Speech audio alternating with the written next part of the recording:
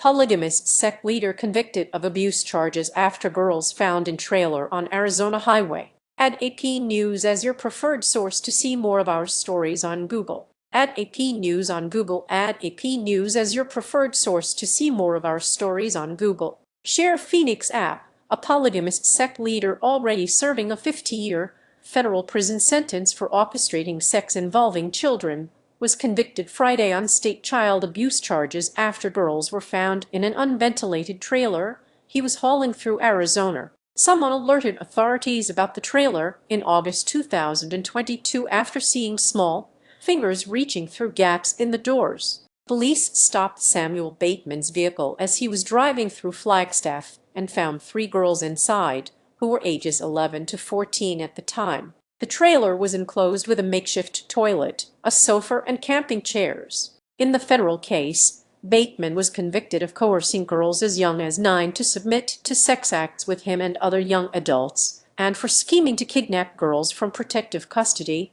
the story of which is the focus of a Netflix series, Trust Me, The False Prophet. This undated photo provided by the Coconino County Sheriff's Office shows Samuel Bateman, the leader of a small polygamous group near the Arizona-Utah border. Coconino County Sheriff's Office via AP. File. This undated photo provided by the Coconino County Sheriff's Office shows Samuel Bateman, the leader of a small polygamous group near the Arizona-Utah border. Coconino County Sheriff's Office via AP.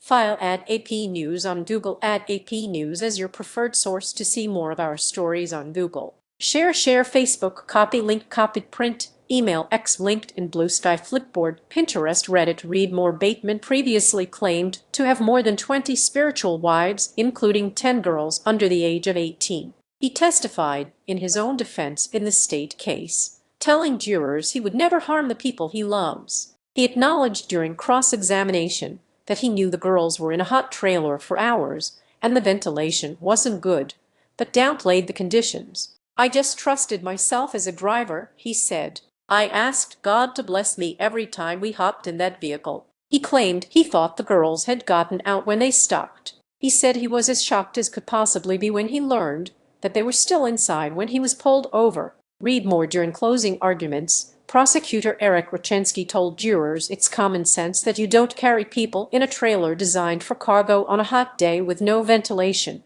Jurors in the state case weren't supposed to hear about Bateman's conviction in federal court. The judge barred the evidence from being introduced, but Bateman brought it up several times as he represented himself, leading the judge to strike the comments from the record. The jury delivered the verdict Friday in about 40 minutes, convicting him on all 3 counts of child abuse. Each count carries a mandatory sentence between 4 and 8 years. The judge has discretion to run the counts consecutively or concurrently. A sentencing hearing is scheduled Org. 25.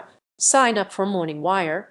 Our flagship newsletter breaks down the biggest headlines of the day. Email address. Sign up by checking this box. You agree to AP's terms of use and acknowledge that AP may collect and use your data pursuant to our privacy policy. The Associated Press left a voicemail and email messages Friday for Bateman's appointed advisory council. Federal authorities said Bateman, a self-proclaimed prophet, traveled extensively between Arizona, Utah, Colorado, and Nebraska as he built an offshoot network of the Fundamentalist Church of Jesus Christ of Latter-day Saints, which historically has been based in the neighboring communities of Colorado City, Arizona, and Hildale, Utah. He and his followers practiced polygamy, a legacy of the early teachings of the mainstream Church of Jesus Christ of Latter-day Saints, which abandoned the practice in 1890 and now strictly prohibits it.